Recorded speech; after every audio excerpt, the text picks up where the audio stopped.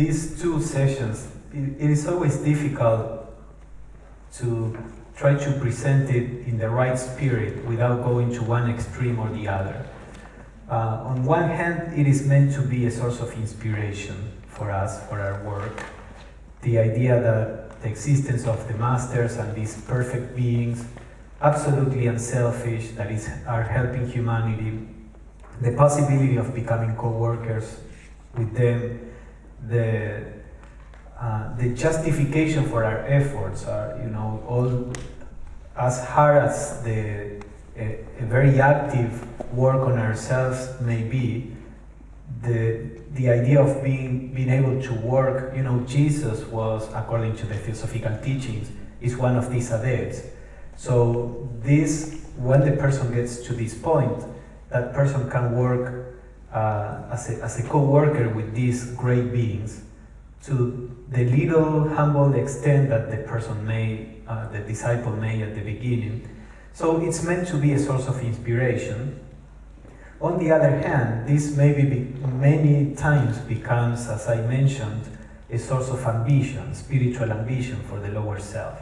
So the idea of attaining initiations and working with the great beings, and people. Then there are people who they mislead themselves either knowingly or unknowingly, and they think they are great initiates. And so if you place emphasis on what a transcendental step this is and how deep the qualifications needed for that are, that may sound a little discouraging. But if you place more emphasis on the inspiration that comes from this, and this is a real possibility at some point in life, then that may stimulate ourselves or people to fool ourselves thinking we are all initiates and this and that. So it's really difficult to get the right point. Actually, even if you read Blavatsky, the way Blavatsky used to describe the path of initiation and the probation that we are going to see, it was always really harsh. And there is a story that she was on a train with some people from Europe, and they were talking about this. And Blavatsky said, "You Europeans are too easy for this. You cannot really hold the stress that this represents." And then the master dropped like a letter, scolding HPV for scaring people away, and making this be completely unpalatable for them. Then if you read the writings of Annie Besant and Leadbeater, they place a lot of emphasis on the positive part and the inspiration and the opportunity for service and how wonderful this is, and that the state of consciousness one gets is far more, is greater than any effort we make. But then in the history of the TS, we had a problem with people starting saying that they were initiates. The true initiates will not say that. I mean, at the beginning of theosophical history, that was necessary because the idea of initiation had been lost in the mind of most human beings, of most humanity. So they started talking about this, and then people would naturally say, "Where are you getting this from? And do you really know what you are talking about?" So both Blavatsky and people like Besant, Leadbeater, and others, they say, "I talk about this because I know it by direct experience. We are initiates, we are in touch with the masters." So at that point it was necessary, but then other people who probably were not, they began to say they were initiates to try to exploit, people consciously or unconsciously. So the policy changed, and if a person is in touch with the masters, or for the most part is kept secret because it is something that can be manipulated. If any of us genuinely may be in touch with the masters and say it, that opens the door for anybody to say it. If you are in touch with the masters, why can't I? And who's going to tell me that I'm not if you say that you are? And normally the people who want to manipulate that concept in some way are the ones that are ready to proclaim that they are initiates or whatever. So the idea is that if we should understand all this, use it as an inspiration with humility. At some point that may fall upon us, but also we need to be aware of the challenges that come with that, because then when things begin to happen in your life, unless you know that is supposed to happen, you are lost. This is an example of this. Blavatsky said that the story of Job, the book of Job, is a story of the trials before initiation. Michelle gave a very interesting talk. You can find it on the internet about the book of Job as a story of the preparation for initiation. And you see there that when Job was being deprived from all this and all these calamities were happening to him, the friends were saying, well, you certainly did something wrong so that God is angry and is punishing you. And Job said, I didn't do anything wrong, but their idea and even his idea at some point was, I must have done something wrong and I'm being punished. So the process, the probation, as we are going to see, is a period in the life of a disciple where things just go wrong, and unless you know that this is part of the process, it's very easy to start doubting yourself and start saying, well, obviously I did something wrong, and the knowledge may sustain you whenever that comes into your life, and understand what the process is so that you can keep on going. And not so much, and also, not that I did something wrong, I'm being punished, but I did something wrong, there must be a different way to do it. And that's not necessarily true. We talked about the polarities of good and bad, right and wrong. And that's what in Job I found, that's what his friends thought. You're not doing it right, or you've done something wrong and you're being punished. And then we have in our mind, we start self-doubting. We doubt ourselves, and we doubt our motives, and we doubt what we're doing.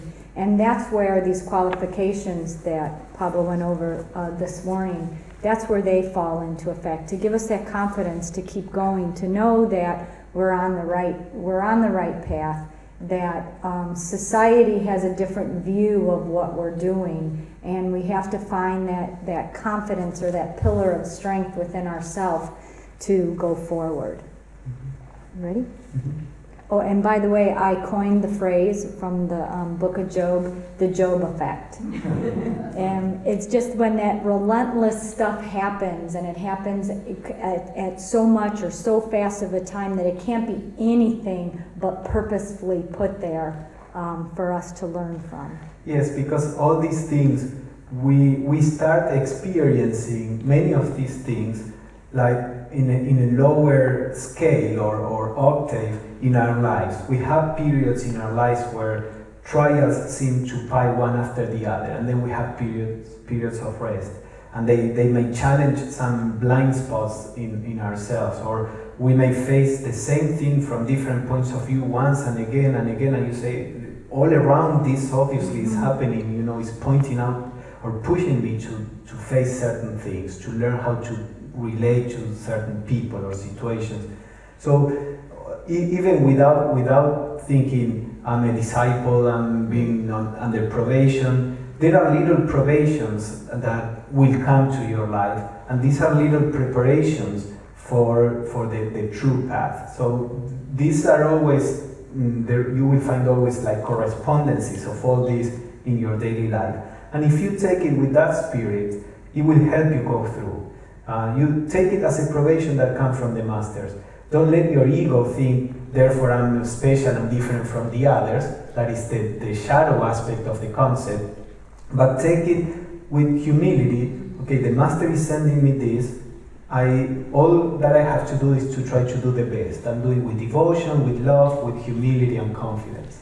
And the other thing that knowing this path, or knowing what's on the path, is that we can shift our energy instead of trying to fix these things with self-awareness when we realize that these relationships that we have with life, with people, with situations, if we can find the pattern in there, then we can shift our energy from trying to fix it to trying to accept it and endure through it. And that's a big shift, I think, for us. Ready? All right. Probation, its nature and aims. No one comes in contact with us, no one shows a desire to know more of us, but has to submit to being tested and put by us on probation. Mahatma K.H. So this is a rule, a law of occultism. You will never find that you are just a normal person and then a master will appear and tell you to be a disciple, or to anybody else for that matter. There is a very specific process, and it entails the person going through what we are going to describe, for the most part completely unaware that this is part of the process of becoming a disciple. But there is no person that is exempted from this. You see many people claiming that they are disciples of the masters. They just, today a master said you are a disciple, tomorrow you were the same as yesterday. That, at least in the theosophical view, is just not true. There are many entities on the astral plane that may come and tell you that they are masters. Some of those entities may be wise, a little wiser or less. Many of those entities are tricksters that they just want your attention. Blavatsky says in the spiritualistic movement, they had this concept of spirit guides. And then after she started talking about the masters, Blavatsky says in an article, all of a sudden the spirit guides that had never in the past for a few decades ever mentioned any idea similar to the masters, now they are all masters, the spirit guides. And Blavatsky said, these astral entities will tell you what you are expecting to hear, so that they get your attention. So I remember reading from Jeffrey Hudson. He said, if at some point an astral entity appears to you, the safest is to reject it, because for the most, that is not how things work. So for the most part, that entity is not going to be very healthy.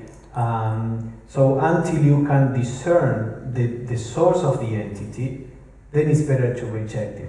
There are some traditions that work a lot with spirit guides, and rules may be a little different there. If there is a tradition that has a system in place, then the system may be a safeguard for wrong entities to appear.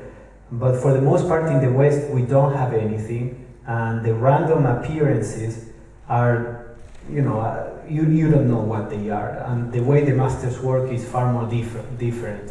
When you meet the master in your waking consciousness, you realize that you have been in touch with that master without knowing it on the physical plane, but you have been in touch with the master on the inner planes for years. So it's never that you see the master for the first time and he introduces to you and say, I'm a master, now you are my disciple. It's a relationship that grows on the inner planes, and when the personality realizes it, it realizes that this relationship had existed there for a long time, and is recognizing a friend, say, that you have. So we have to be careful with entities appearing and claiming to be something. He who is said to be himself the great yogi, the master, and the patron of all stands ever in the burning ground, and flames play ever round his presence and consume everything that they touch. The final purification, ere the aspirants enter into the temple, comes from these living flames of the Lord himself, and they burn up all that lurks unseen in the hidden chambers of the heart of him who is to be a disciple. Annie Besant. So there is the idea that there is one entity that is like the highest of the masters, and he is the one initiator, the one that directs the energies, and we are going to see what initiation is, at least to the little extent that we can understand it. So that directs the energies to the disciple. He's the one initiator. And as Annie Besant says there, this is an image that is present even in Gnostic Christianity, in the true early Gnosticism. In some of the Gospels, and Jesus says, I am a living fire, and whoever gets close to me will be burned. Whoever gets away from me will be away from heaven, or from the kingdom of heaven. So the idea is that, and this you can see with occultists in the world, when a person is really a channel of these kinds of energies, there is a circle of influence that whoever comes closer into that presence, they fall into this purification. So you see that around real spiritual leaders, many times the closest people are the ones that have more challenges and difficulties and troubles, and many fall away and then they turn against the teacher, because there is this like vortex, this fire. I think that's a good symbol. There is a fire that it's like an atmosphere around people who become channels of these energies, that whoever gets close enters the process of purification. If that person stands it, then that person is greatly helped. And you see, Blavatsky always complained that most people that got close to her, they all finally, left her, some very bitter, some others couldn't just resist it. The same with Krishnamurti and with other teachers. So there is this idea that there is a purifying fire, and the closer you get, the more you will feel this purification. So if you had gone through the yoga of theosophy through the first part and you are ready to sustain it, that is a great blessing. If not, well, you will retreat, and the opportunity will come when you are ready. As soon as anyone pledges himself as a probationer, certain occult effects ensue. Of these, the first is the throwing outward of everything latent in the nature of man, his faults, habits, qualities, or subdued desires, whether good, bad, or indifferent. They will come to the front irrepressibly, and he will have to fight 100 times harder than before until he kills all such tendencies in himself. On the other hand, if he is good, generous, chaste, or has any virtue hitherto latent and concealed in him, it will work its way out as irrepressibly as the rest. HPB. Another word similar to Spanish, abstemio, we say it comes from abstinence. Sometimes the example is given, it's like if you have a piece of ground that was in the dark for a long time, and now you let the sun come and fall into that ground. That the sun will make grow everything faster, the good plants as well as the weeds. Most humanity lives in the shade when we talk about the spiritual energy. The spiritual consciousness and energy is only by means of reflections, reflecting in several mirrors, then it comes to the personality. But when a person gets to this point, that person is right under the sun. So we all have these seeds that are for the most part unconscious to us.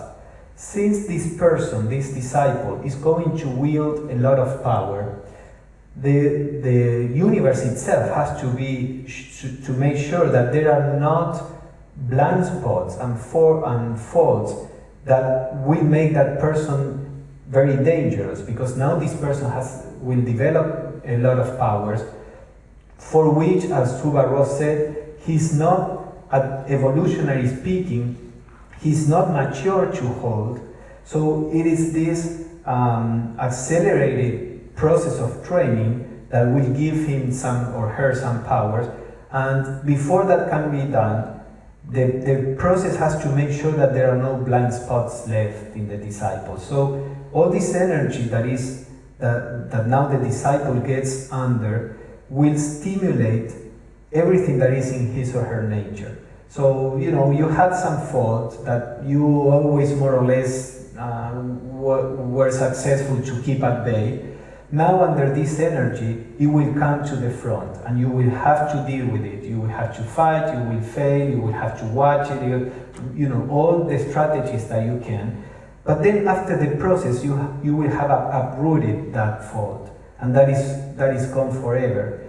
In the normal process of evolution, every fault may take many, many lifetimes to be actually worked out. This is why Blavatsky says again, 100-fold times, more difficult. And at the feet of the master was talking also about 100 lifetimes or karma that is normally worked out in 100 lifetimes is worked out in 1 or 2 lives. So we have more or less, it may be a symbolic proportion, but you see how something that, a fault that a normal person would get rid of in 100 lifetimes of work, of regular, work every now and then, the disciple has to work it out in a few years. So this is part of the process of being accepted in probation. When the masters see that a person is close to the ideal that we have been talking about, the first thing is to put that person under probation.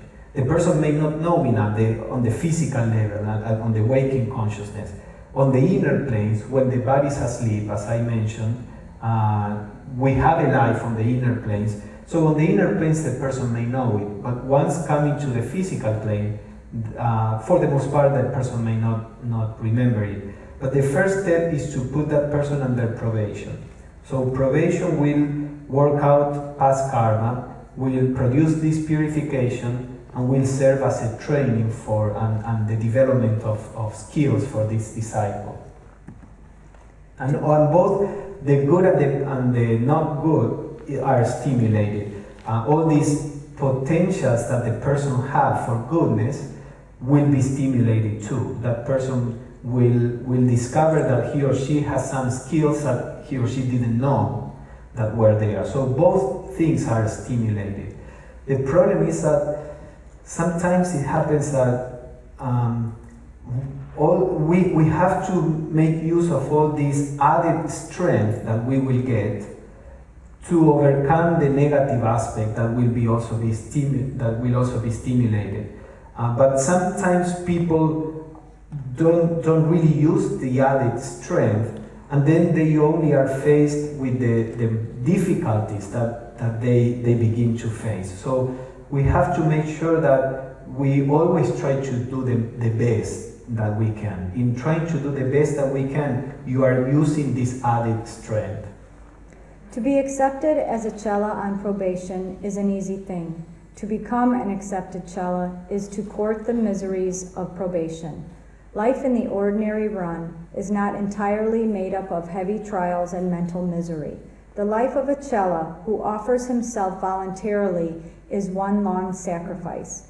He who would control hereafter the events of his life, here and beyond, has first of all to submit himself to be controlled, yet triumph over every temptation, every woe of flesh and mind. Mahatma K.H. So you've seen how hard it seems, all the ideas that we were talking about in the last 4 days. And the master says, well, to get there is quite easy. To go through probation is more difficult. So you can see what we are talking about.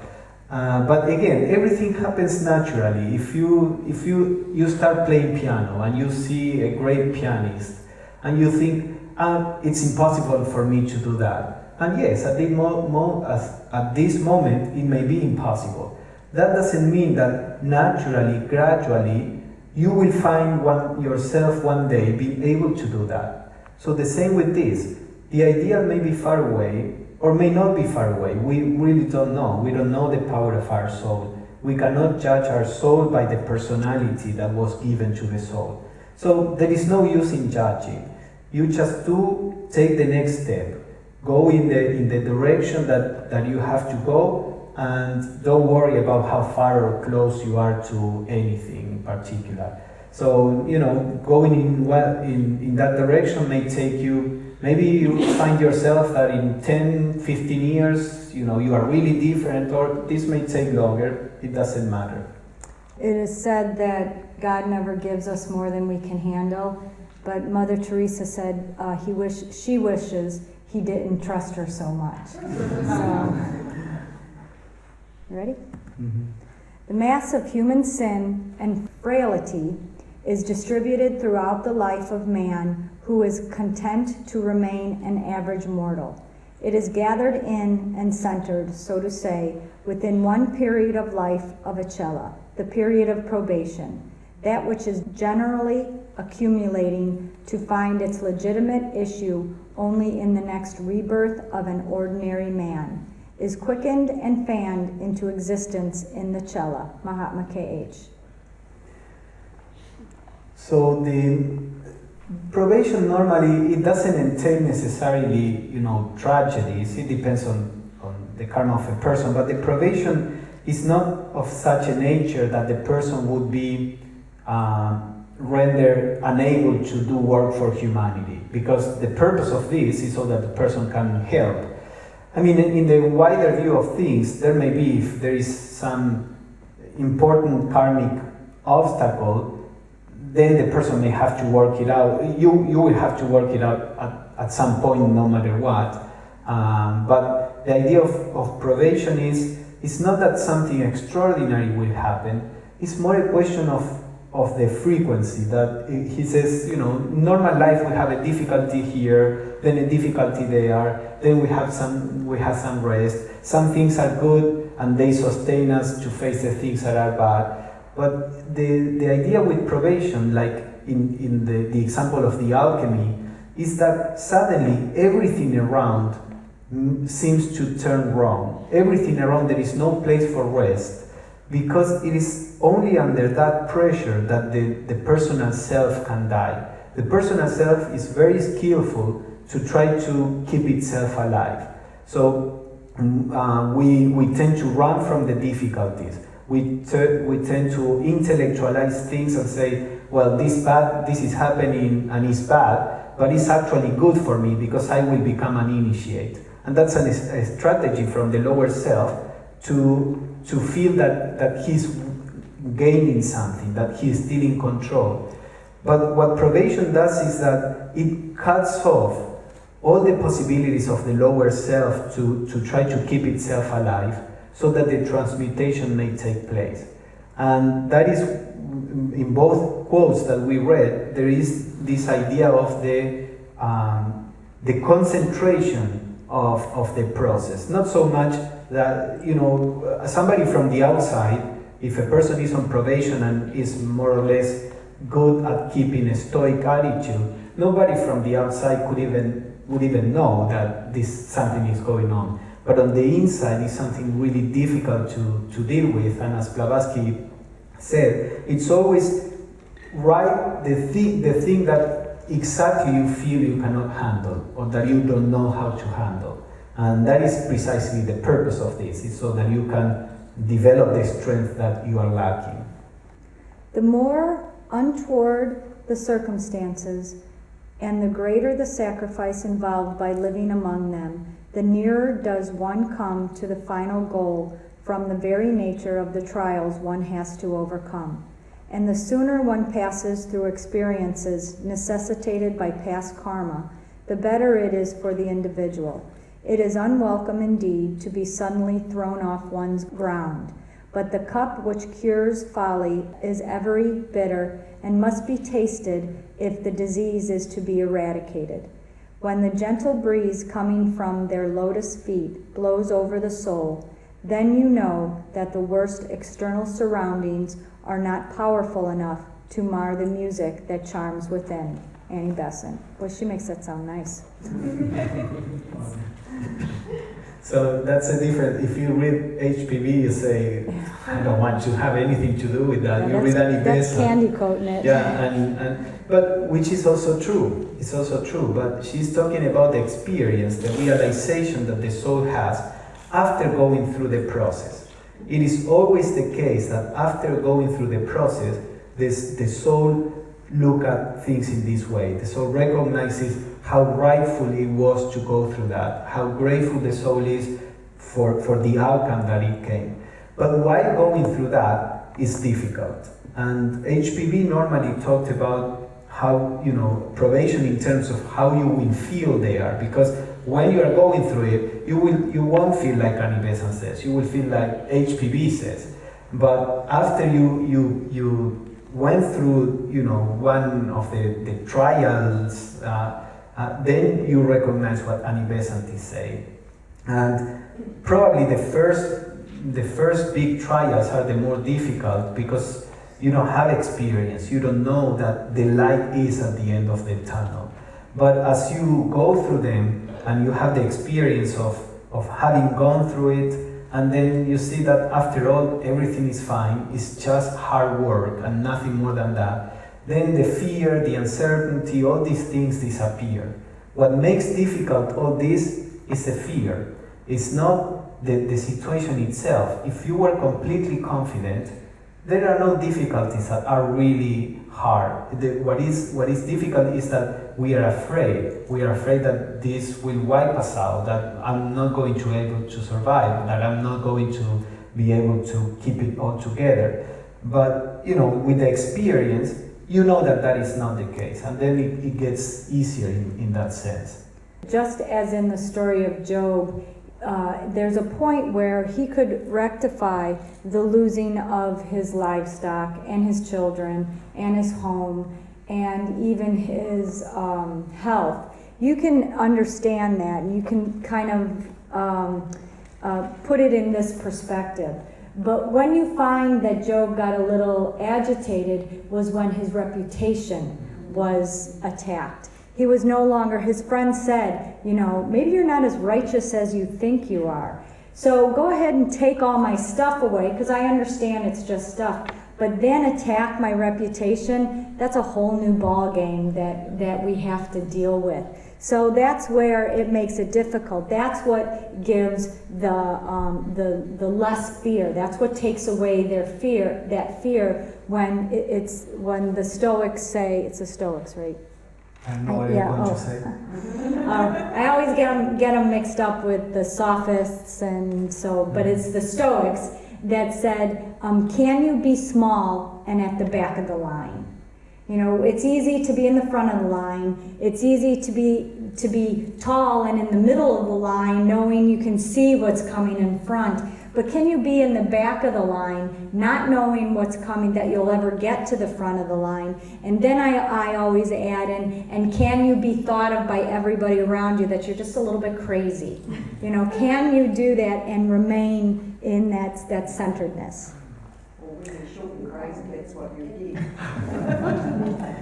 Yes. Always at the back of the line. Right. Yes. No, that's fine. If you see the story of most occultists, they have to go through periods of, where their reputation is marred. And it's part of the laws, part of the game. It's, that at some point you will have to face it. Leadbeater always says that when he left England and went with HPV on a ship, went to Adyar, to work at Adyar, she says, and HPV used to do this a lot with her disciples. He says that HPV would tell him to go with the, how do you call it? Bedpan? The bedpan around the ship where all these British people were drinking tea, like if he were a crazy person, and walk around. And then he says in conversations, we would be here in a group, especially British people at the time, very formal. And HPV would start, criticizing him and saying things in front of everybody. And what he had to learn is to let go of the tendency to defend himself, his image. And he says it was really hard. It was like a month, I think, on the ship. And he says when we went out, or when we finished the trip, Blavatsky said, you have learned in 30 days more than in 30 years of life. And it's a chamber pot, sorry. A chamber pot, yeah. And Leadbeater said, and it certainly was so, because after that, I never again cared what people said about me. And he actually later on faced very nasty accusations, you know. But he said, I learned how to deal with that and not care about what people say. Right, but could you, if you thought that you were going to do it, could you do that for 30 days? Just be attacked like that? And the same happened with Olcott. People would get mad at Blavatsky because she would abuse Olcott in front of people, you know, and he was the president of the TS, imagine. And then she starts saying how, and that was all part of his training. Once there is Bertrand Kindly, he was a disciple of HPV, they were living in London, and he says, one day HPV called me to her room, she lived in upstairs, and downstairs they had like the offices where the little headquarters. So I went, I knocked at the door, she opens the door and she starts yelling at me and abusing me and saying things, accusing me of things that I didn't even know what she was talking about. And I stood there, first shocked, and then he says, I feel a rush of heat coming to my head. And when I was going to yell back, HPV stepped dead silent, and with no anger coming from her, she said, and you want to be an occultist, and closed the door. So then he says he realized that HPV would do that to some people, but not to others. He had a nephew or an uncle, I never know, that they were the same age, almost the same age, Archibald and Keatley. they were the ones that organized the secret doctrine. Yeah, they helped HPV a lot with that. The organization in 3 parts and all that came from them. So Bertram asked HPV, how come you never do that with Archibald? And HPV said, I cannot do it because he has a blue liver. Whatever that means. But HPV knew what person could take it and what person couldn't. So, you know, a true occultist does that with wisdom. If we think that we are like HPV and start, you know, being harsh on people because we are helping them evolve, that's silly. But the point is that this is exactly what probation does in our life. It puts challenges so that we learn, we transcend, we let go. And we do that to a certain extent as parents or teachers, you know, with our students. We have to be able to find a place where we can stand firm so that they learn and not always treat them with, you know, kid gloves, as it said. Yeah, normally, like the modern spiritual view of a guru is somebody that is all love and nice and protects your personal ego and always says nice things so that you feel good. That is not how most real teachers work. They realize that your personal ego is your jailer. And if they have any love and any compassion, they will help you not strengthen the personal ego, but challenge it. So, you know, because we are so fixed on feeling good, we judge teachers if they are nice or not to us. But, you know, you have many, Krishnamurti was harsh many times, and Nisargadatta Maharaj. There are some teachers that tend to be, you know, nicer just because they don't pay much attention to the personality, like Ramana Maharshi, for example.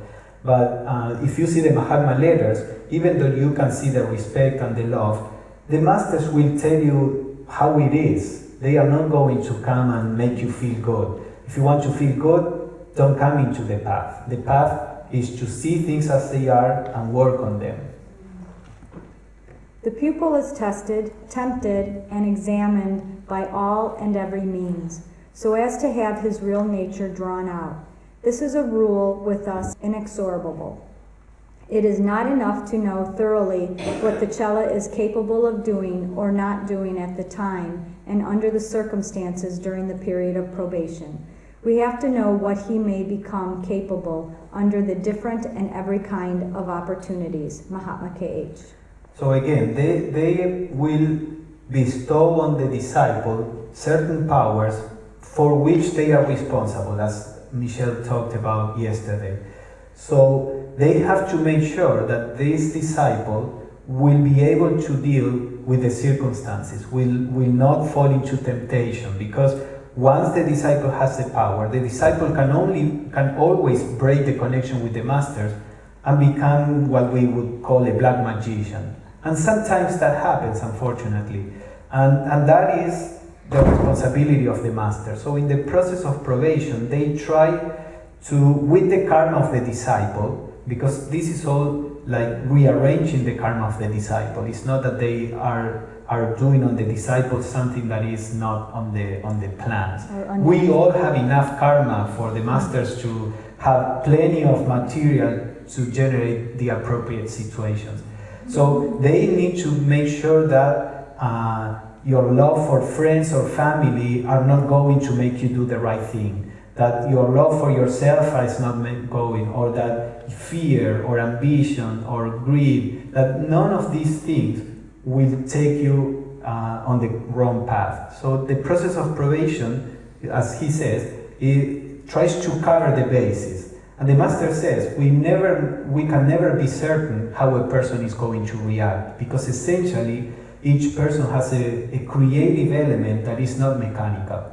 So no matter how much we try, you can never be 100% certain. But within a reasonable level of certainty, you can see, okay, this person reacted in the correct way, the period of probation is over, and he can be or she can be accepted as a disciple. There is an enormous, almost limitless responsibility assumed by the teacher for the sake of the pupil. From the moment they begin really to teach, from the instant they confer any power, whether psychic, mental, or physical, on their pupils, they take upon themselves all the sins of that pupil in connection with the occult sciences, whether of omission or commission, until the moment when initiation makes the pupil a master and responsible in his turn. Thus, it is clear why the teachers are so reticent and why chelas are required to serve a 7-year probation to prove their fitness and develop the qualities necessary to the security of both master and pupil, HPB. So chela is a Sanskrit word that is used for disciple, and traditionally the idea is that this period of probation is for 7 years. Now the probation may be longer or shorter. This is like an average. And also, the trials may go on even when the disciple is accepted. So suppose, the master sees after 3 years of probation that person responds in the right way and may accept the disciple as a disciple. First, the master takes that person as a disciple on probation. Then, at some point, the master may accept that person as a disciple. That doesn't mean that the trials end, because the trials also have the purpose of training the person, of working out past karma. So the probation may be shorter and the period of trial may be longer than 7 years. It all depends on the person, the circumstances. But generally speaking, the idea is that the masters are, keep a person on probation for 7 years, and then they have a good idea whether the person is fit to be a disciple or still needs more preparation. Discipleship. When the pupil is accepted, he must be drawn into a unity with his master closer than anything he can imagine or understand. The master wants to blend his aura with his own, so that through it his forces may be constantly acting without special attention on his part. So perfect is the union between them that if there is any serious disturbance in the lower bodies of the pupil, it will affect also those of the master, and as such vibration would interfere with the adept's work on higher planes. When this unfortunately happens, he has to drop a veil that shuts the pupil off from himself until such time as the storm settles down. Leadbeater. So the acceptance of a disciple entails this close union that Leadbeater is talking about. There is some kind of blending of the aura of the master and magnetically speaking, not spatially, of the aura of the disciple and the master. Because that disciple becomes a source of, a channel for the energies of the master. And this is why I was saying that when there is an occultist or a person that is a disciple, this fire is around that person, because it's the fire that comes from the master, so to say. So before the master can accept the disciple has to be as much in tune with the master as possible. Otherwise, the work that the master does on the higher planes is interfered by the problems that the disciple has. So this is also why the masters are very careful about whom they put under probation and who they accept as a disciple. Now again, we are talking here about pianists, to use the allegory, that play really well. This may seem to be far in the future, but this may come upon your life, and if you are not ambitious, this comes in the right time, and you are fine, you can handle it. Yes, it is hard, yes, it is a lot of work, but these things can be handled like anything else in life. The problem is if with ambition we are trying to push that situation, and we get into a situation that is so over our heads, that we really don't have the mechanisms to deal with it. That's why working with the master is perfectly fine as an aspiration, a source of devotion, but the humility has to be there, that you say, you work for the master in this more indirect way, offering yourself as much as you can to be a channel for their energy, a helper in their work, and with the humility that you make no demands on the masters. The master will know when you are ready for the next step, and with that humility, you just relate to the idea of the masters with devotion, not with ambition. The goal set before the cella is not the acquisition of psychic power. His chief task is to divest himself of that overmastering sense of personality, which is the thick veil that hides from sight our immortal part, the real man.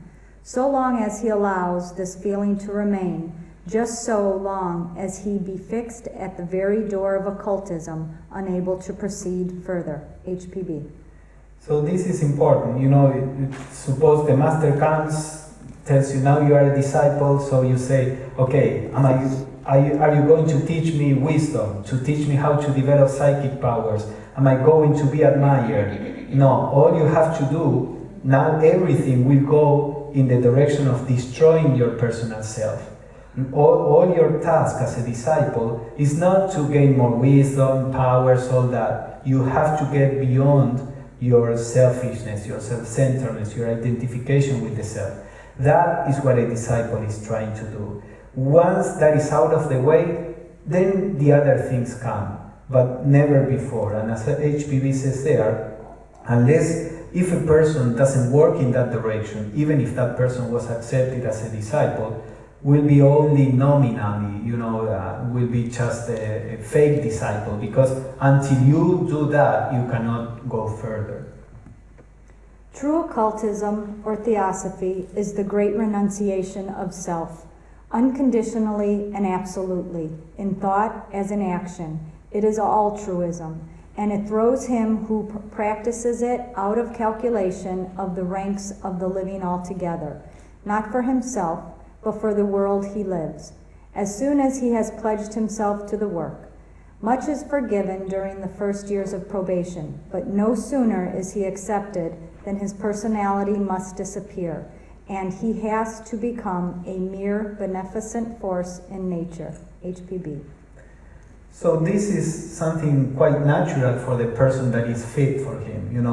If you tell that to a true disciple, that true disciple will not see it as a fit. That is the natural thing, to be, all the training that we have been discussing these days is what leads you to this. Now, if this is presented to us right now, it seems so high and so far away. But all these things actually come naturally when they come in the right moment. So this is just a description of the natural state of a person that is at this point. Instead of being the constant mouthpiece of his guru, he finds himself left more alone in the world than those who are not cellas, and his path is surrounded by dangers which would appall many an aspirant. The case in fact are rare in which the masters speak through a cella. HPB. So, there is this also false idea suppose that any of us are a disciple, that doesn't mean at all that we have any more authority, that we have any more wisdom, that the master is behind talking through this person. On the contrary, as HPV says there, part of the disciple is to learn to stand on his or her own feet. And many times the masters retreat from any help and let forces play around because they are training this person. There is a phrase in one of the letters where the master Moria says, "We are not nurses. We are not these people like these fathers taking care of the disciple. On the contrary, we need people that can be leaders in the world, that can stand by themselves." So the idea that the master is there to protect you like this celestial father and that will keep you from harm, that is not a right idea from the theosophical point of view. Whatever karma we have, nobody can get rid of that karma. We have to deal with it. And the disciple is not a mouthpiece of the master. It is this pernicious doctrine of ever relying upon extraneous help that leads to the collapse, physical, mental, moral, and spiritual, of well-meaning but weak and unbalanced minds. HPB. So a disciple is exactly a person that will never rely on, not even the master, rely in the sense of, sometimes the idea of the ascended masters in the New Age is in this way, like this father that takes care of you and that grants you things. That to me seems quite, it's not mature. It's just the longing, the natural longing that the personal self has for a protector, a father, whether you call it God, the master, or whatever, that takes care of you. But the disciple is, on the contrary, a person that, if anything, other people rely on him or her, not a person that is constantly trying to rely on the master or something external. And this collapse and weak, unbalanced minds, that brought to me the failures of the disciples that we've heard about in the theosophical literature. And when I look at those, and I look at those carefully, and I think about the post-mortem process and karma and all that, I don't know that we can necessarily label those as failures. There has to be a certain amount of karma that comes with taking on the path of discipleship and then ending it abruptly. There has to be some karmic tie in there that gets burned up or that gets worked out when a disciple takes on discipleship, and what looks like failure is really just the burning up of more karma. Yeah, normally the idea of failure, again, is not in the way that we normally get it. Failure is just a failure to remain in that lifetime as a disciple going through the process, because at some point the soul cannot take it any longer, and the failure is just a cessation for the time being until a further incarnation. It may be the next lifetime, or it may be in a few lifetimes in the future, according to what the soul needs. So failure is always a relative statement. It's not failure in the Christian sense, you fail, go to hell, that's it. Which is how we tend to take failure, in our views. So failure is what that personality couldn't keep on, then there will be another opportunity in the future. And everything that you killed in yourself during the process is not going to be born in the future. You accomplished. Then in the future, whenever you are ready again, that the path may come back. No blind submission to the commands of another can be demanded or would be of any use. Each individual must learn for himself, through trial and suffering, to discriminate what is beneficial to humanity, and in proportion as he develops spiritually, that is, conquers all selfishness, his mind will be open to receive the guidance of the divine monad within him, his higher self, for which there is neither past nor future, but only an eternal now. HPB. This is another misunderstanding of discipleship. The master is not there to tell you what is right, what is wrong, to guide you. The master never guides you in this aspect.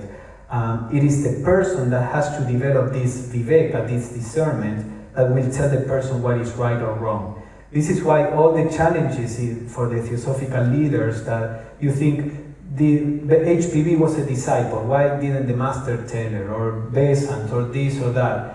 And that is not how things work. You don't have a master to go and tell you, okay, this is the problem, what's the right solution, what should I do?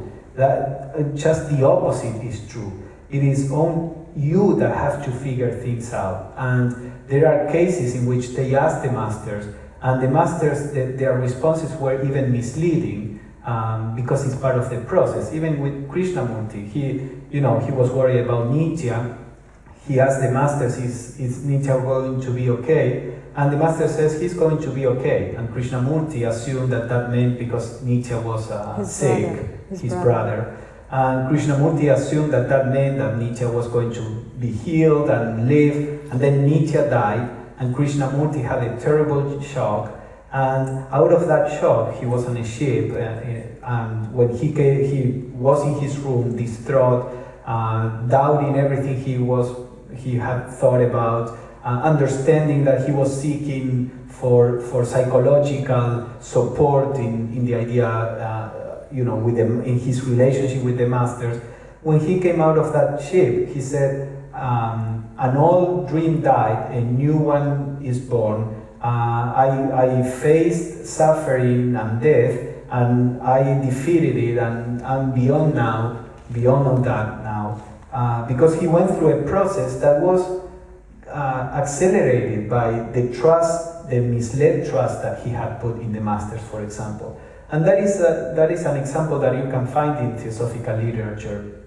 Situations will be shaped in a way that will challenge your weaknesses, because what is important is that you work through them. So the master is not there to tell you what to do, on the contrary. The London Lodge was having a lot of troubles when Synod was in communication with the Mahatmas. I think it was the London Lodge or maybe the whole TS, don't remember. And the Synod was asking the masters for help to solve this. And the master says, we are not only not trying to prevent this crisis, we are fanning into the fire, because this is what will make you grow. We want to see how you handle this. So not only we are trying to prevent it, we are fanning the problem. Now, to follow the path of occultism, a master is sine qua non condition. Now, even here, the master cannot confer anything on the disciple by grace. It is there because the disciple begins to work with forces he has no knowledge of, because the disciple is introduced by the master into a world completely unknown to himself. So he needs the guidance of somebody. The office of guru or guide is to adjust the disciple in his progress and not to drag or push him forward. HPB. So where the master is, or the work of the master is not in telling the disciple what is true or not, it's not in teaching the disciple concepts. Remember that phrase that we read from Blavatsky, that she learned everything in meditation, not by word. What the master does, because the disciple is trying to learn how to raise his or her consciousness, how to handle certain forces, how to produce certain processes. So that is where the master is helping. But the master is not helping in any of the ways that we normally tend to think. So the idea, as HPB says there, the grace of the master is always there, but nothing is done for the disciple. It is always the disciple that has to do these things for himself. So we can skip the next one. Is the one that I just mentioned. Knowledge comes in visions. That the disciples are not, they don't go to a classroom and the master is standing there and teaching them occultism. So yeah, let's see a little about the process of initiation. Initiation means an expansion of consciousness. Initiation itself is a certain series of events through which the man passes, actual events and experiences taking a certain amount of time, not a vague, indefinite series of feelings, but actual communications and thoughts and actions gone through by a man out of the physical body, in the presence of a great assembly of the masters. The result is that the man becomes conscious of a new world, as though some great new sense had been given to him, which opened to him a new world surrounding him. Annie Besant. So the word initiation is used in many ways in the world. We have to remember that no word has an absolute meaning. So you can be initiated into Freemasonry, into Hinduism, into this or that. When we talk initiation, when we use this word initiation in the theosophical context, we are talking about initiation into the occult path. So initiation into Masonry is something different from initiation into Hinduism or Tibetan Buddhism. We are talking about initiation into the occult path. So these initiations are ceremonies. Normally, Besant would say that the ceremonies in Masonry, for example, are like symbols of what happens on the inner planes. These are things that when the body is asleep, the person on the inner planes, the soul, let's say, undergoes a series of a kind of ceremony. There is some kind of raising of consciousness to planes that this person could not by himself or herself attain. That's part of what the masters do there. They initiate, perceive the universe in a higher way that he or she knows, and the work after the initiation, this is like a glimpse, and the work after the initiation is to make efforts to perceive by himself, to raise his consciousness and begin to perceive by himself the world as he did during the initiation. So in the initiation, it's like he's lifted, okay, do you see how things are? Then he goes back to his level, and now his work is to stabilize that state of consciousness and to be able to attain it by his own will.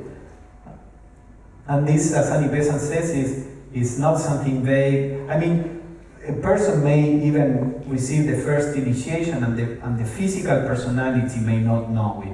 This is something that happens on the inner planes. And depending on whether it is good or not for the personality to know it, that will happen. And also depending on how the personality, the structure, so to say, of the personality, how in touch the brain consciousness is with the consciousness on the inner planes. But the remembrance is not necessarily there. But anyway, there is no need for a remembrance, because what the person at this point is trying to do is exactly that. And the perception that that person had on the inner planes will become like the aspiration of himself when in the personality, when in the physical body. There are 4 grades of initiation mentioned in exoteric works, the 4 paths to nirvana. In this, our 4th round, hearing the same appellations. The Arhan, though he can see the past, the present, and the future, is not yet the highest initiate. For the adept himself, the initiated candidate becomes a chela, or pupil, to a higher initiate. 3 further higher grades have to be conquered by the Arhan, who can reach the apex of the ladder of Arhatship. HPB. So HPB didn't talk much about initiation. This is one of the few quotes where you can see something. Besant let Peter describe all this to far more detail. So she talks about 4 initiations, and the idea is that when the 4th initiation is taken, that person is freed from the compulsory birth and death, the wheel of birth and rebirth. So that person becomes liberated after the 4th initiation. But then there are further steps. What we call Mahatmas are people who have gotten the 5th initiation. The people who have the 4th initiation in theosophical literature are normally called the Arhats. We don't need to get too much into all this detail, but the idea, and we are going to see very briefly, on each initiation there is a process of raising consciousness higher and higher. The first initiation. The new initiate is born into a new life of the spirit, and the expansion of consciousness he attains consists in his having opened to him for the first time that great spiritual world in which all truths are known by intuition, not by reasoning, in which the eyes of the Spirit are opened and direct knowledge of spiritual truths is gained. Knowledge becomes intuitive instead of rational. Because of that new world into which he is born, the first of the great initiations is spoken of as the second birth, the birth of the Spirit.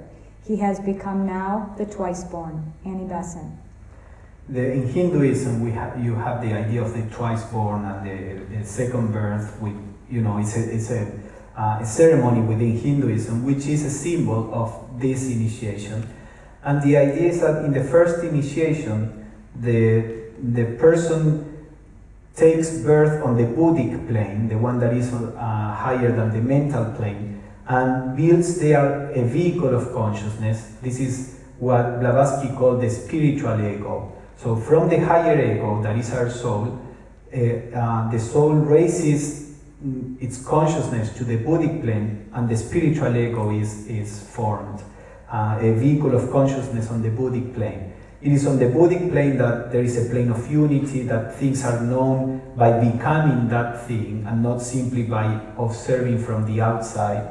And in the first initiation, there is this glimpse of the universe from the point of view of the Buddhic plane.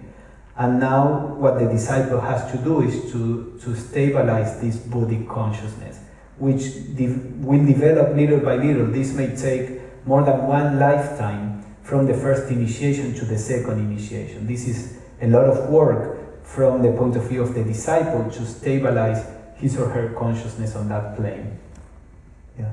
The higher ego, having brought the lower self into harmony with himself, is now reaching upwards into the Buddhic plane, the plane of unity.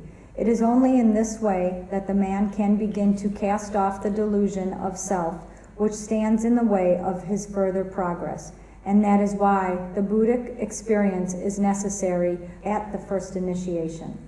Having passed the first initiation and consciously entered the Buddhic plane, this work of developing himself on subplane after subplane now lies before the candidate, in order that he may get rid of the three great fetters, as they are technically called, which embarrass his further progress. Leadbeater. So the idea of planes in theosophy is that there are levels or subplanes. The first glimpse of unity on the Buddhic plane will be in the lowest subplane. It's a unity, but it's the more primitive kind of unity that you can feel. Then there is a work of going deeper and deeper into this perception of unity, and that is seen as going higher and higher in the Buddhic plane.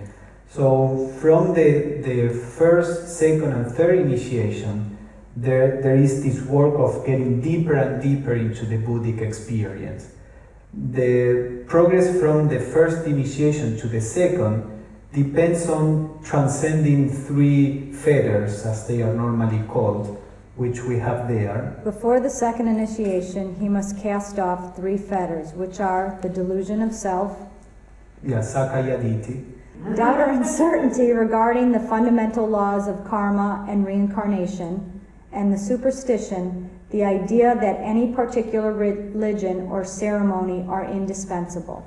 So first, the delusion of self, the idea that we are this personal self, and that happens quite much, with the entrance on the Buddhic plane.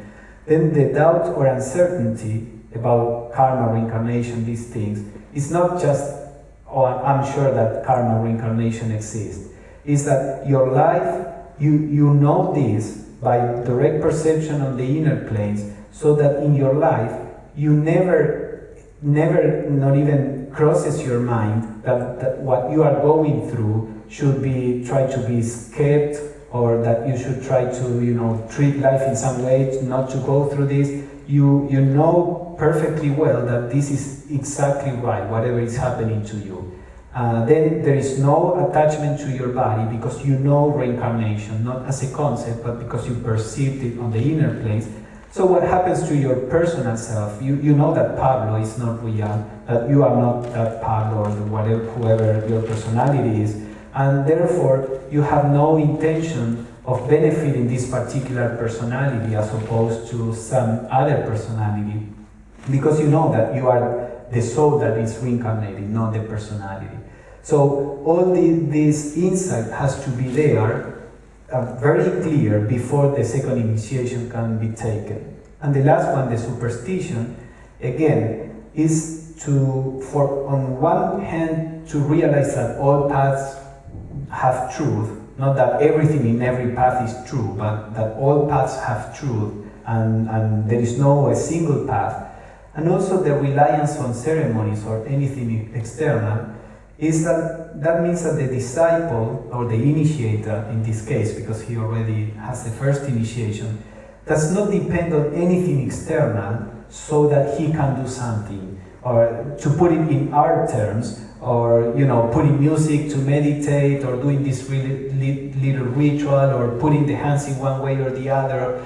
Consciousness is able to accomplish whatever it has to accomplish, regardless of the external circumstances. You don't have to sit in that particular cushion. You don't have to have that particular environment. You don't have to do this ceremony so that you stimulate your willpower. So that is the idea, an independence of external means. That doesn't mean that you may not perform ceremonies, because the ceremonies have a different aim, the spiritual ceremonies. They seek to generate a channel for the spiritual life, but you personally don't need ceremonies to accomplish something, to raise your consciousness. You know how to do it by yourself without external aids. Where at that point, the second initiation, or the person is ready for the second initiation.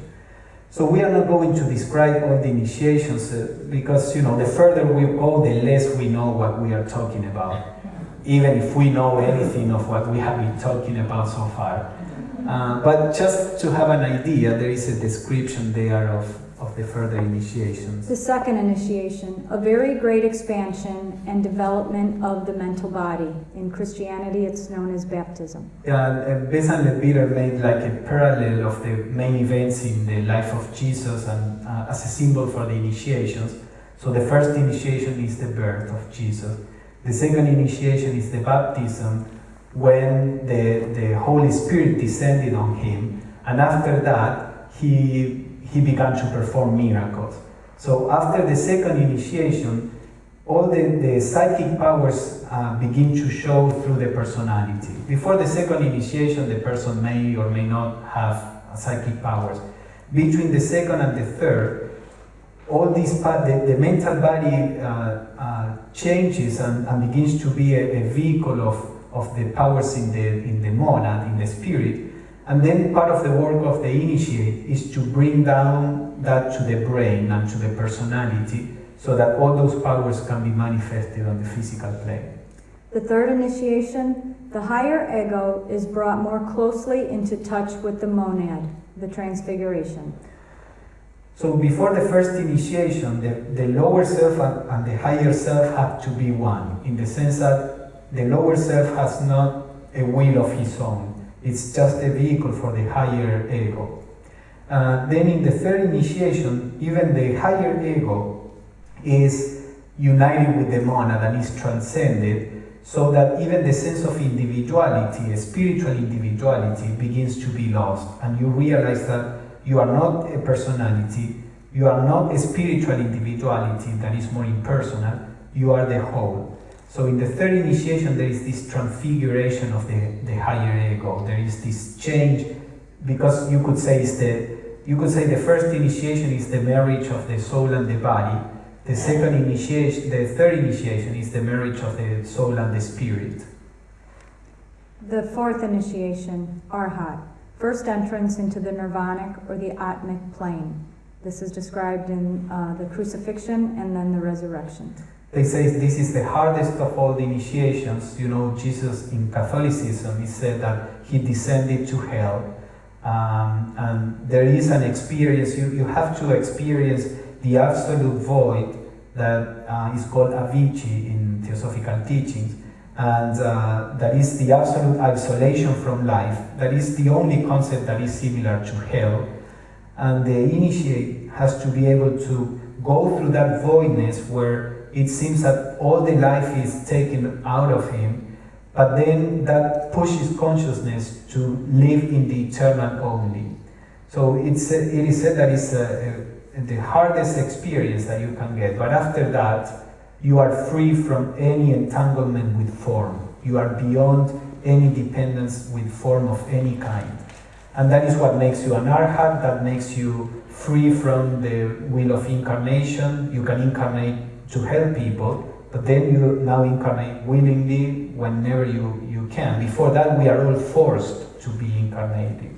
And it said between the first and the fourth initiation is about 1 to 7 lifetimes. Yeah, in general, it is said you take 7 lifetimes to go from the first to the fourth, and then from the fourth to the fifth, there are also 7 lifetimes.